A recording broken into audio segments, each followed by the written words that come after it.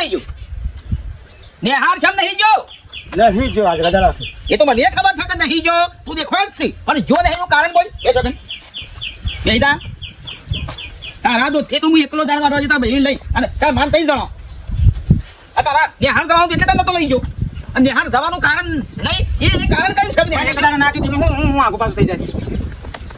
હવે એ ઊભી છે કે હાલ જરબા હેડી ના હોતા ભાઈ પેલી બેઠા પાણી પી જા બેટા હા પાણી પી જા